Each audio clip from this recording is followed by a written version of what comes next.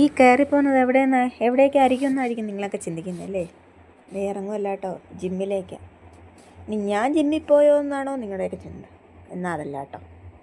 ഡൊമ്മോ, ഇതാരാണാവോ ഈ നിൽക്കുന്നത്? ചെന്ന് കയറുമ്പോഴേ ഒരു മല്ലൻ. അപ്പോൾ അകത്തുള്ള മല്ലന്മാരെങ്ങനെയുള്ളതായിരിക്കുമോ എന്ന്. ആണ്ടേ ചേട്ടൻ വേണ്ട ജിമ്മിൽ നിൽപ്പുണ്ട് കേട്ടോ. അങ്ങനെ ആളിനെ ഒന്ന് കാണാനും കൂടി വേണ്ടി കയറിയതാണ് കേട്ടോ. വേണ്ടേ ഈ നിൽക്കുന്നതാണ് പുള്ളിക്കാരൻ. അപ്പോൾ വേണ്ടേ ഇതൊക്കെയാണ് കേട്ടോ ജിമ്മിലെ വർക്കൗട്ട് ചെയ്യുന്ന സാധനങ്ങൾ. എൻ്റെ അമ്മോ, ഇതെന്തെല്ലാം സാധനങ്ങളാണോ എന്തോ. മോളിങ്ങനെ നോക്കി നിൽക്കുകയാണ് കേട്ടോ, ഈ അച്ഛൻ ഇതെന്തൊക്കെയായി ചെയ്യുന്നതെന്ന്. കുറച്ച് പേരൊന്നുമില്ല കേട്ടോ, ഒരുപാട് പേരുണ്ട്. അങ്ങ് ഫ്രണ്ടിലോട്ട് ഒരുപാട് പേര് നിൽപ്പുണ്ട് കേട്ടോ. ഇവരൊക്കെ എന്തിനാണോ എന്തോ ഈ വരുന്നത്, ചുമ്മാ അങ്ങോട്ടും ഇങ്ങോട്ടും നോക്കി ഇന്ന് കാര്യം പറഞ്ഞുകൊണ്ടിരിക്കുകയാണ് കേട്ടോ. അപ്പോൾ തണ്ടേ ആരിച്ചൂന്നും വിളിച്ചിങ്ങനെ വരികയാണ് കേട്ടോ. അപ്പോൾ തണ്ടേ ഈ കാണുന്ന കുന്ത്രാന്നത്തെ എന്തൊക്കെയോ ചെയ്യാൻ ആശാട്ടി എടുത്ത് പറയുന്നുണ്ട്.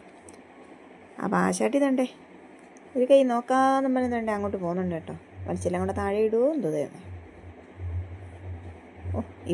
അയ്യോ പിന്നെ വെയിറ്റ് ഒന്നുമില്ലേ, എന്തോ വലിയ നിധി കിട്ടിയ കൂട്ടാണ് ആശാട്ടി തണ്ടേ. ഐ കൊള്ളാലോ, ഐ കൊള്ളാം. ഭാരമൊന്നും ഇല്ലെന്ന് തോന്നുന്നു കേട്ടോ.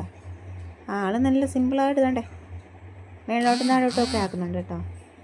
പൊങ്ങി പോവുമോ എന്തോ. തണ്ടേ ആശാട്ടി നിർത്തിയിട്ട് തണ്ടേ ഇങ്ങോട്ട് പോകുന്നു. അപ്പോൾ തണ്ടേ ഏട്ടൻ തണ്ടേ എന്തൊക്കെയോ സാധനങ്ങളൊക്കെ വലിച്ച് പൊക്കുന്നുണ്ട് കേട്ടോ. എന്തൊക്കെയാണോ എന്തോ.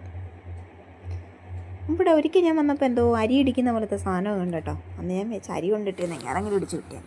ഇതൊക്കെ എന്തിനുള്ളതാണോ എന്തോ. നേരെ നിവർത്തിയിട്ടിരുന്നെങ്കിൽ കട്ടിലായിട്ട് കിടക്കെങ്കിലും ചെയ്യായിരുന്നു. ഇവിടെ ഒന്നും നമുക്ക് പറഞ്ഞിട്ടുള്ളതല്ല കേട്ടോ. പോകണമെന്നൊക്കെ വിചാരിച്ചായിരുന്നു, പക്ഷെ നമുക്ക് പറഞ്ഞിട്ടുള്ള പണിയല്ലത് കേട്ടോ.